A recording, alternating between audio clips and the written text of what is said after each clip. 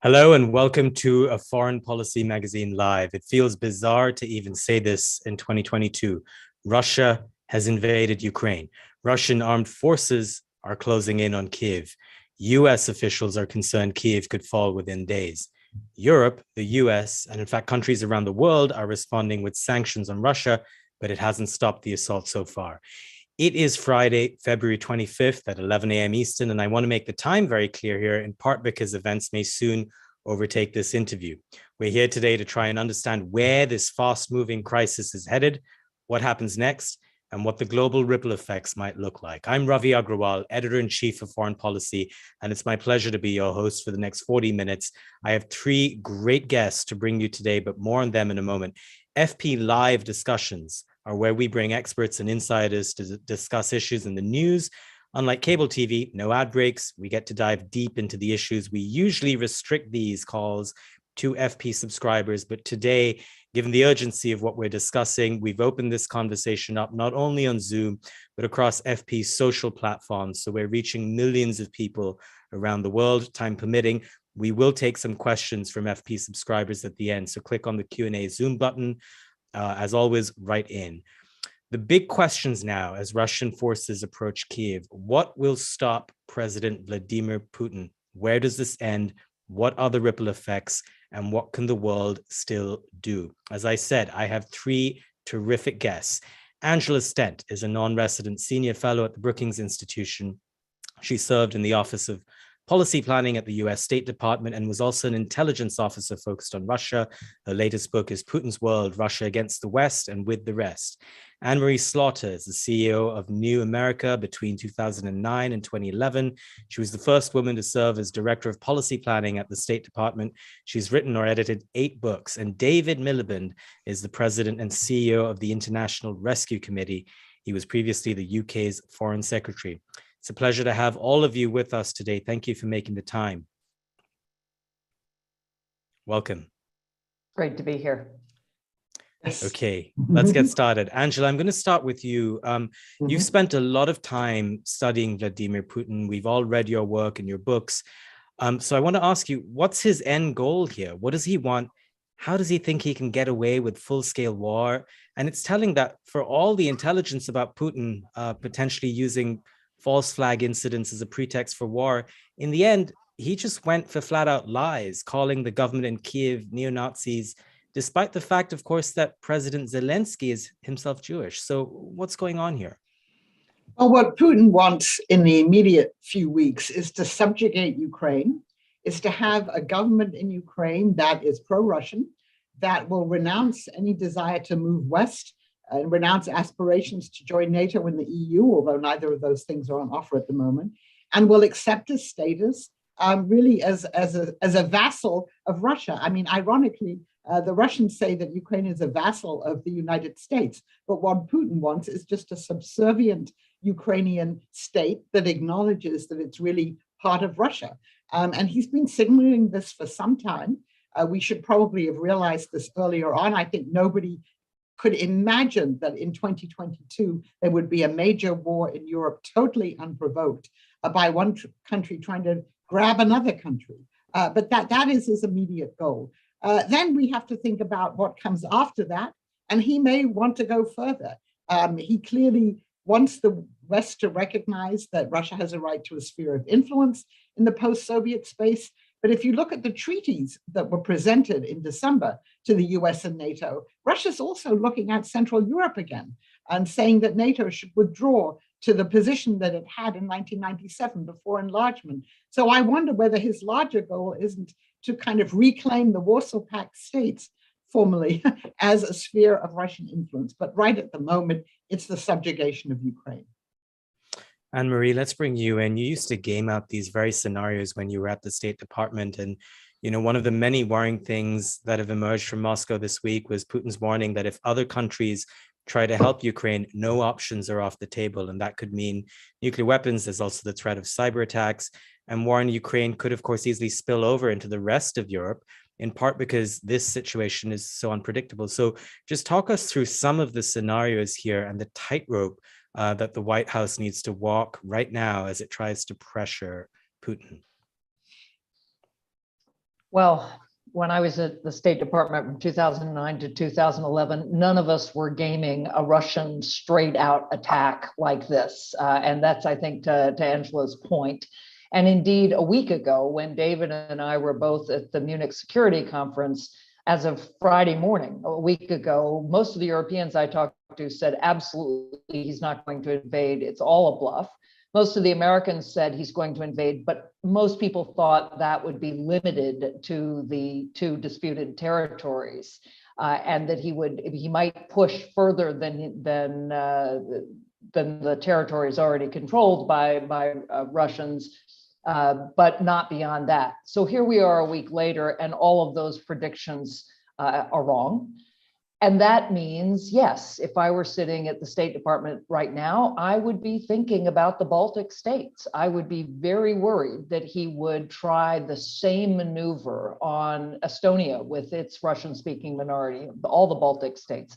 Not so sure about Poland, but I think what he's telling us is that our assumptions about how risk averse he is, about how he doesn't want Russian casualties, how he's bluffing are gone. And if he does attack one of the Baltic states, if he starts to move in the direction of one of the Baltic states, then we really are looking at, well, will NATO invoke Article 5? And then you're looking at the unimaginable possibility of war between the two superpowers of the 20th century with nuclear arms. So all of that does need to be on the table. The cyber attacks, that we've been gaming for a long time, that will continue. But again, I think what we also have to be thinking about is, what does this do to the economy, both with energy prices, and of course, oil has gone through the roof. We're not through winter yet in Europe, and so the tensions there, but the larger implications for the global economy of this kind of destabilization on top of the existing inflationary pressures and pandemic recovery is something the White House has to be thinking about. And then more broadly, again, as Angela said, the idea that could he really try to go back to what the world looked like in 1989, 1988? And then where's China in all of this, which is a separate set of questions that have to be part of what we're thinking about. But so there's real military worry, there's real economic worry, and I know we're going to turn to David, but the humanitarian catastrophe here in terms of people fleeing what is happening it just makes you heartsick to watch what's happening right now. It really does. We'll come back to China and also more on Putin. But David, let me bring you in. And amid all the geopolitics, there's the human angle here. That's just impossible to ignore. I mean, this is a democracy, a country of 44 million people. Many thousands of Ukrainians are already fleeing to Europe. We've all seen the images on CNN, many going to Poland. And we're going to have a situation where many people are going to be homeless. There'll be a large refugee flow. Lots of other ripple effects. Talk us through some of the issues we're going to deal with in the coming days, and then also, what does the world need to do and how? Well, it's a very big end question. What does the world need to do? I mean, I think starting with what we know. Am I on mute? No, I'm not. You're not, no. Someone had to say that today. Yes. I think that we know that about 100 to 150,000 people have started moving. Most of them are staying within Ukraine. They're obviously extremely distressed because they've had to leave everything behind. And that's the refugee experience, both for internally displaced and for those who cross borders. It's good that Poland and Slovakia have announced that their borders will be open to Ukrainian refugees. And I believe Ireland and Portugal have said that they will take refugees as part of a coordinated European scheme that I hope all Europeans will sign up to. Of course, in a way, the human toll on those who flee will be high, but the human toll on those who are left may well be much greater. Either they're going to be in the middle of an extended conflict, or they're going to be subjugated through an occupation. Both of them have very long-term consequences. And I think that from a humanitarian point of view, there is the luxury, if you like, the reinforcement that the countries that people are fleeing to are countries with significant civil society, significant state structures. We're not talking about people, most refugees in the world, 85%, are in very poor countries. They're not in advanced industrialized states like Poland or other European countries, members of the European Union. I'm very fearful about the conflict inside the country and the consequences there. I mean, the people I spoke to at the Munich Security Conference were all pretty confident there was going to be a full-scale invasion. They were talking about 50,000 people being killed. I mean, that's a massive conflagration. Now, I am not in a position to speak to the military balance. We have to see how that plays out. There's lots of fake news flying around about what's happening. But I think we're obviously at the beginning of a very long adjustment. And it's an adjustment where I would just put, I don't want to speak for the next 45 minutes and take up the whole time. So let me just finish with this point. I think that to pick up something that both Angela and Anne-Marie have said, I think that the West has taken President Putin seriously for the last 10 years, but it's not taken Russia seriously. It's believed that Russia was a declining economy, true. It's believed that Russia was balanced on a very precarious and corrupt state, true. It's believed that there are millions of Russians who don't want to live under a dictatorship, and there's plenty of evidence that millions of Ukrainians, never mind Belarusians, have become more sympathetic towards the West in the last 10 years. So there was a sense that the tide of history on the ground was flowing against them. But I think what we've learned in the last few years is that hard power still counts, and that for governments that are willing to use hard power without any limit, there is possibilities of subjugating their own people or other people. And I think we're paying the price of that. And we had a warning in Crimea in 2014, but it wasn't taken seriously. And that's why we are where we are today. Angela, I'd love for you to react to some of what we're discussing, especially as it pertains to Putin. I've been struck by some of the scenes of people protesting, very poignant scenes across cities in Russia. And I'm curious how that cost-benefit analysis continues to play out here for Putin. Is that pressure that will come to bear on him? Does he care about it? Do you still see him as a rational actor? Those are big questions. I was quite heartened to see how many people have been protesting, and they've been protesting apparently in at least 50 cities across Russia. They've been quite brutally treated. I think you have to put this in the context of what Putin has done in the last few years. And so the repression has really accelerated. And last year really was the worst since Putin came to power. You, of course, had the poisoning of one of the opposition leaders, Alexei Navalny. He returned to Russia. He's now in jail. His organization was banned. They were deemed terrorists. So most opposition figures are either jailed in Russia now or they're in exile. There are lots of them in different parts of Europe and in the United States. And so anyone who has anything to do with the opposition is branded a foreign agent. And so Putin, I think, has been quite successful in crushing this opposition. And if you look at the public opinion data from the independent polling organization Levada, more than, I think it's 60% of Russians now believe that this crisis is caused by the United States and by NATO. And a lot of those people obviously are just watching government-controlled electronic media. So I don't think at the moment Putin is threatened by this. On the other hand, he set a trap for himself. In last July, he published this 5,000-word essay saying Ukrainians and Russians are brothers and sisters. We're the same nation. And now he's sending young men to fight and die, fighting a fratricidal war. And there's a few indications from what we are seeing on CNN and places like that some of these young Russian soldiers maybe aren't completely prepared for this. So this is not going to cause Putin's regime immediately to fall. But I think the repercussions going forward, could be greater than we think they are now. And I agree with David that we should have woken up more in 2014 with the annexation of Crimea and the launch of this war in southeastern Ukraine, to understand that Putin really meant business, that he really did want to take Ukraine back. And I suppose the other thing that's become increasingly apparent is that probably the 2 years of COVID-related isolation have really had an impact on him. If you read what President Macron and other Western leaders have said who recently visited him, he's behaving differently than he used to before. We used to think of him as a cruel, but still a pragmatic authoritarian leader. And one wonders how pragmatic he is anymore. He's just listening to the advice of a few people around him who share his views, who feed his views, and really is out of touch, I think, with what's going on, certainly in Ukraine. So there are a lot of indications.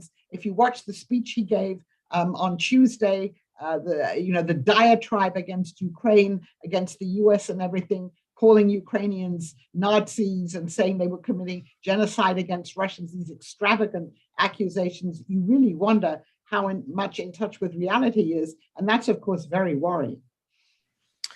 I have to say, it's chilling to hear you, Angela, say that Putin may not be pragmatic anymore.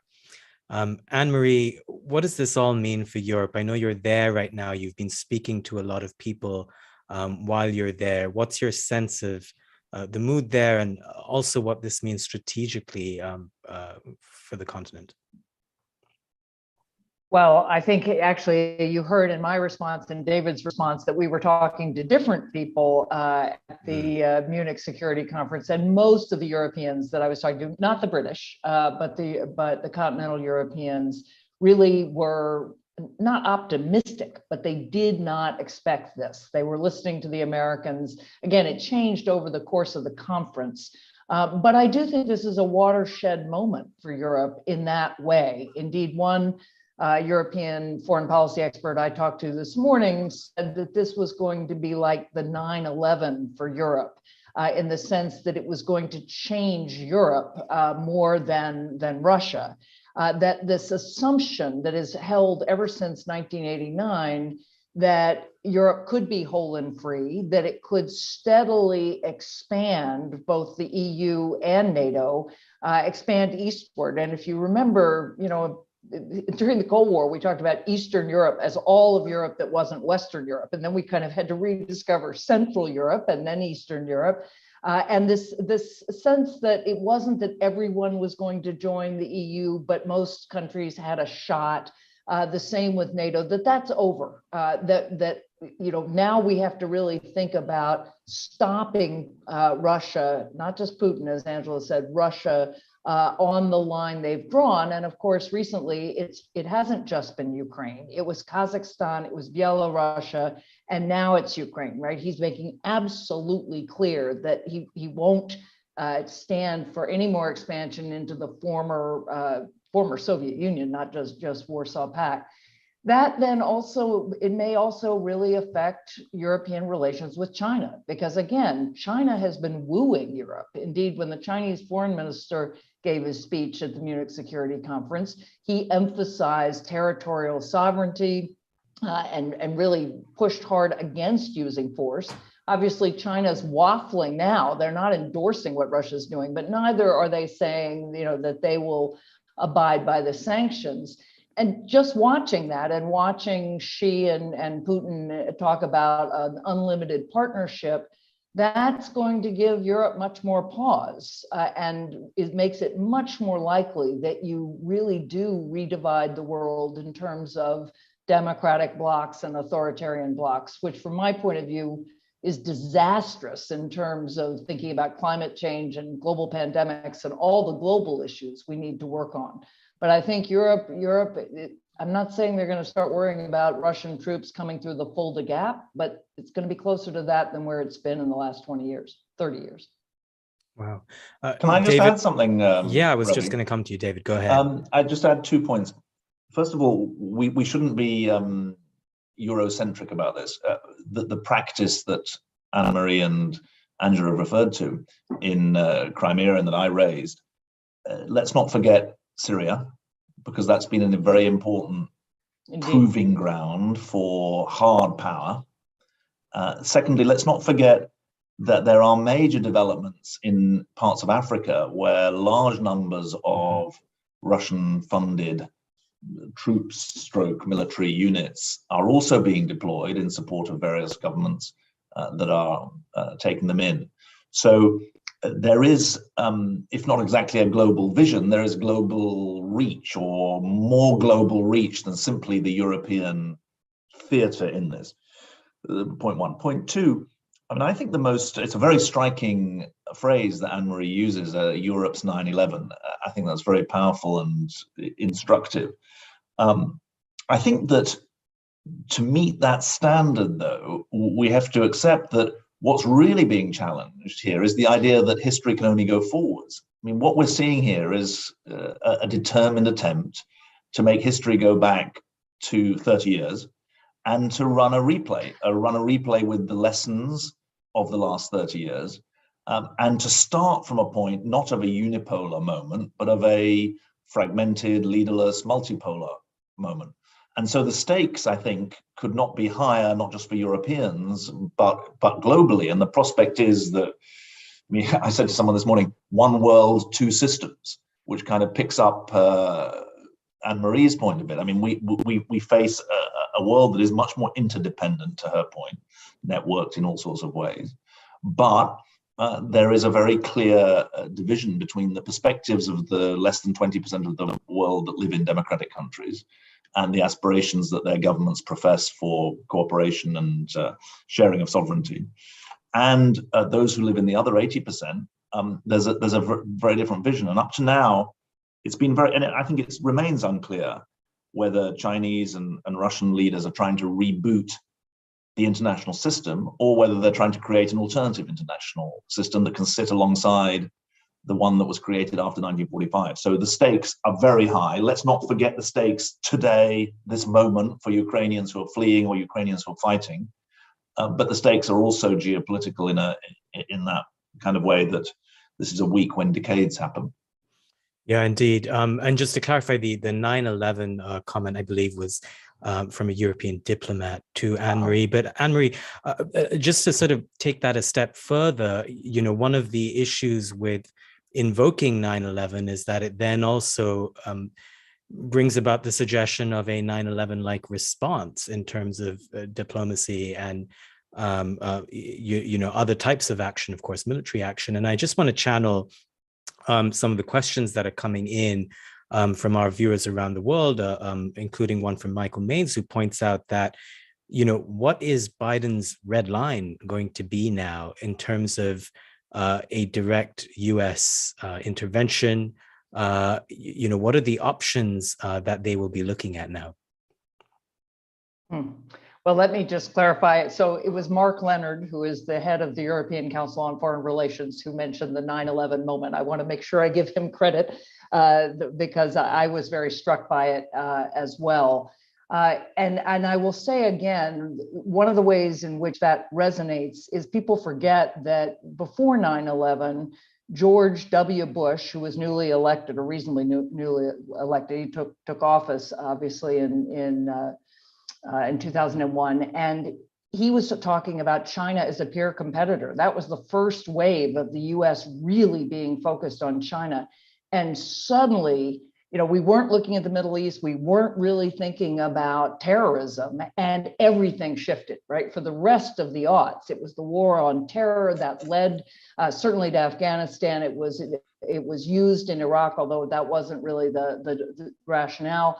But for those of us living in America through the aughts, we didn't hear about Russia, China. Russia and China both cooperated with us on the war against terror. So what it is a massive changing of the subject, that suddenly all the issues you've been worried about, as David points out, get pushed to the side because of the fact of hard power. Again, in terms of global threats, to the extent that means we're not operating on climate change, it will be absolutely even more disastrous. But in terms of the US response, and I was thinking about this when David talked about Crimea in 2014, what exactly were we supposed to do? I mean, at that point, everyone talked about Putin upending the international order, the fundamental norms of post 1945 international law, just simply going in, taking another country. There were sanctions. But just as in 1956, when the Soviet Union sent tanks into Budapest, or 1968 in Prague, the United States is not going to do anything because Russia is a nuclear power. We'll sanction, we will strengthen our own defenses, because we certainly, that's why I said the scariest scenario of all is that Article 5 gets triggered, and then we're in uncharted territory. But so I hope the red line will be, attack on a NATO member, although not cyber attacks, because Russia's been subjecting Estonia to cyber attacks, terrible ones, for a long time. We'll push back, but certainly any kind of direct military attack. Beyond that, it's the Europeans who will suffer the most from the sanctions, because the United States it's an order of magnitude difference between US trade with Russia and European trade with Russia. We will start decoupling in various ways. I do think it will dramatically change the energy landscape over the next decade. But I don't know what other things Biden can really do other than to ramp up the deterrence and to do everything he can to help the Ukrainians. Wow. Angela, we're talking about Biden's red lines. Let's go back to Putin. What are his red lines in this scenario? And again, keeping in mind the worrying things you've said about him maybe not being pragmatic anymore. Well, certainly we can see his red line now in Ukraine is, to prevent Ukraine from further moving west. I'm not sure what red lines he has. I mean, I want to come back to the point, I think a very important point about sort of global order. Putin, and Xi Jinping have both said that they want a post-West order. So you have one model, which Putin has talked about, which is a tripartite Yalta. And again, we would go back to a system where the three major countries have spheres of influence and we don't interfere with them. And as Anne-Marie said in 1956, etc., the United States didn't do anything or couldn't do anything when the Soviet Union invaded Hungary. The other vision of a world order, though, which I think Putin is increasingly seems that he favors, is a kind of disordered Hobbesian world order, a disruptive world order, where there are no rules of the game. And where you can establish spheres of influence, but maybe you do interfere with them. That's not, I think, the global order that China wants. I think it probably wants one that has rules. So I think for Putin, he's pushing towards that. He's pushing towards a disruptive, particularly in Europe, situation. He's going to, try and keep us all off balance going forward. And waiting for his next move. And the tragedy, as Anne-Marie has pointed out, is that the US and its allies cannot directly confront Russia because it is a nuclear superpower. And Putin knows that. And that's why he's able to get away with it. David, let's talk about NATO a little bit, because America's drawn this clear line now between countries that are in the alliance, which must be defended, and that those that remain outside, like Ukraine, in a sense, are kind of fending for themselves in this moment. Just talk us through a little bit about what that means for Europe, for countries like Sweden and Finland, and others. Well, I think there's always been a clear line. I mean, that's the point of Article 5, that if you're in the club, you're in a different position from those countries that are not in the club. And the missteps in respect of Ukrainian or Georgian membership of NATO reflect precisely the privileges and the responsibilities that go with being a member of NATO. I think there are some very interesting things going on. I mean, number one, NATO has found a purpose, refound a purpose.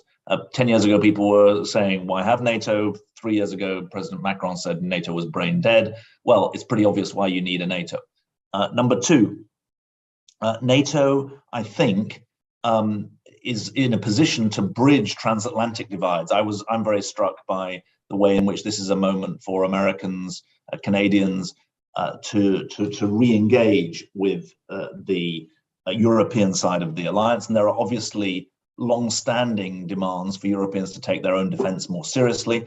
And to a point that both Angela and Anne-Marie have made, the concept of how you defend yourselves has got to be updated. Yes, it's got to include hard power, But it's also got to include the cyber angle. And just, I don't want to get diverted completely into this, but if you remember how the Belarusian threat to import lots of Kurdish and other refugees into Europe was addressed 2 or 3 months ago, it was addressed by the European Union, threatening the private sector airlines that were flying potential refugees from Iraq and elsewhere, Central African Republic, to Belarus. So the sort of the idea of a full span of NATO cooperation with other institutions, including the European Union, becomes more important. Thirdly, you raise rightly the Sweden-Finland point, which obviously speaks to the Baltics issue that's raised. You just have to look at a map. A Europe where Belarus is effectively under Russian control and Ukraine is effectively under Russian control. It has 1,000-mile border between effectively Russia and Europe. So ironically, it's President Putin who's moved or established a clear Russia-NATO conflict line. But it also exposes the dangers for the Baltic states. No one's mentioned Kaliningrad yet, but you can well see that before we get into questions about the Baltics, you can imagine demands for access and connections from Russia to Kaliningrad, physical connections. My own view is that the Sweden-Finland debate, or the debate in Sweden and Finland, is very significant because it speaks to the sense of insecurity that is very real for a whole range of countries that for a long time have not felt threatened at all. And that's, I think, speaks to this point that NATO's purpose is pretty clear.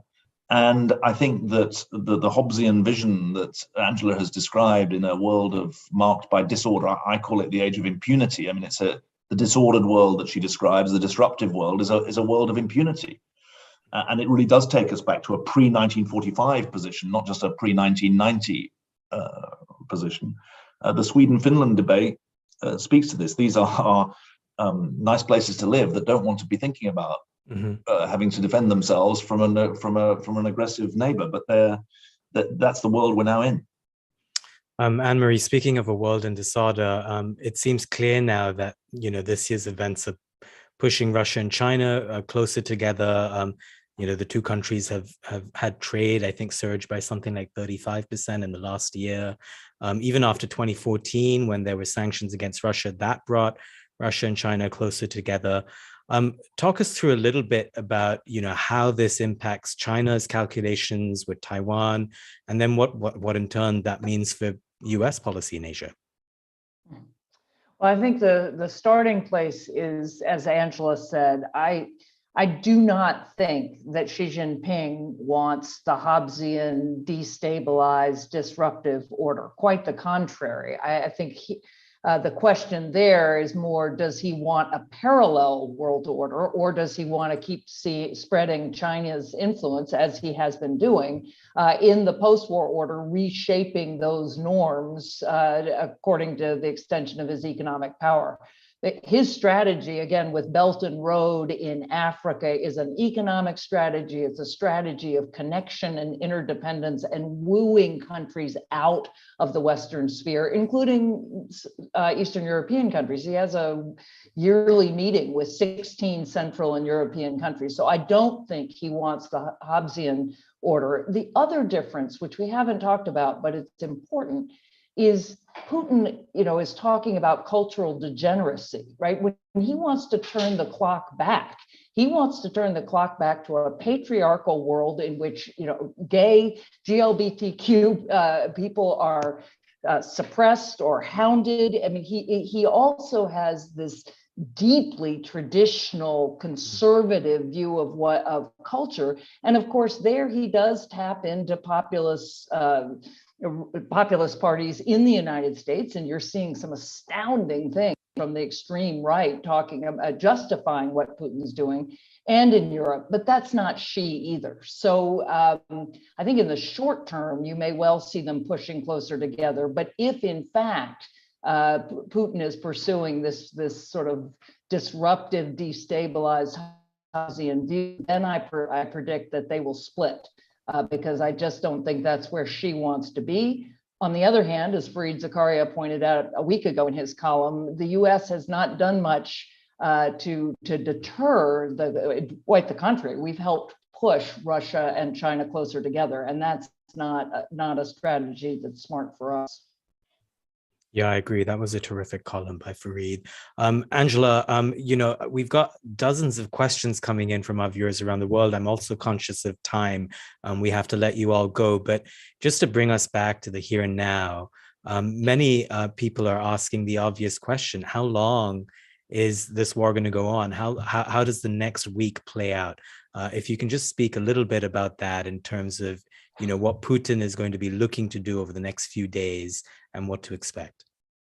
I think we immediately see now the bombing of Kiev, fighting going on around Kiev. So clearly the object is to take the capital, and estimates range from, a couple of days to maybe a few more days. But I think most people think if this continues as it is, Kiev could fall certainly by maybe the middle of next week.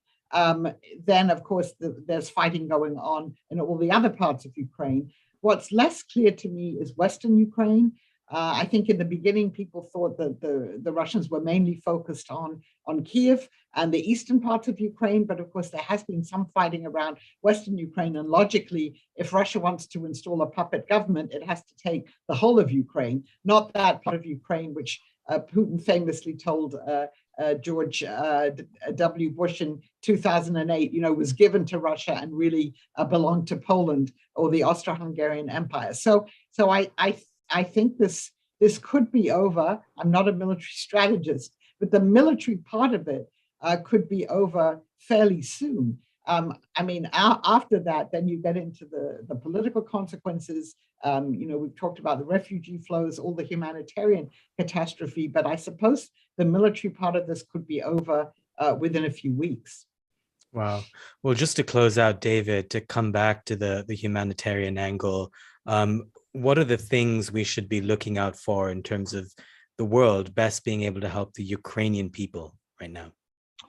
Well, I think on the strict humanitarian front, there are three things I'd say. One, let's remember internally displaced people who are still within their own country, may well be staying with relatives or friends, but nonetheless may have real needs. Secondly, there's the refugee angle, where I think the sooner there is a common European position, not just of the 27, but I hope it would include the UK and others, to establish a proper system where people with Ukrainian links where relatives are able to join their relatives from in the Ukrainian diaspora, wherever they are in Europe, but also Europe pledges that it will take refugees. And then thirdly, I just want to make an important humanitarian point, but nonetheless what is a micro point, which is, or can be perceived as that. I don't want to be misunderstood. I just want to remind people that when it comes to displacement, women and girls are subject to double, triple, quadruple inequalities, dangers, etc. And so that's a particular angle that we, the International Rescue Committee, take especially seriously. And I want to flag this, even when we're talking about geopolitics, we're talking about people, but women are at really greater risk.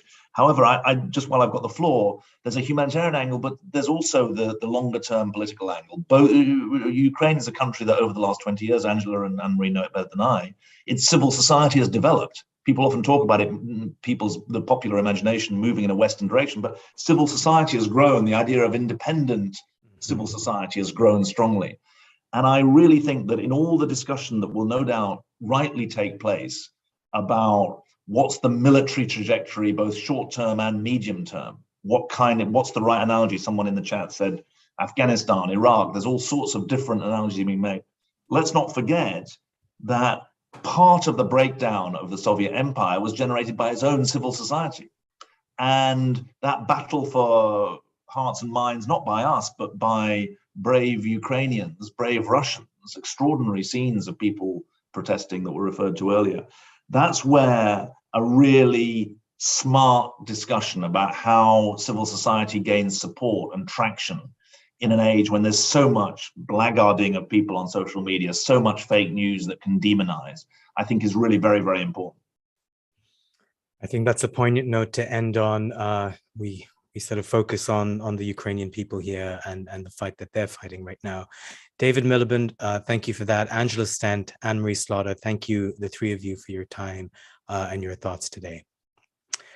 Well, that's all we have time for. I want to urge all of you to take a look at our continuing coverage of this war as it's playing out on foreignpolicy.com.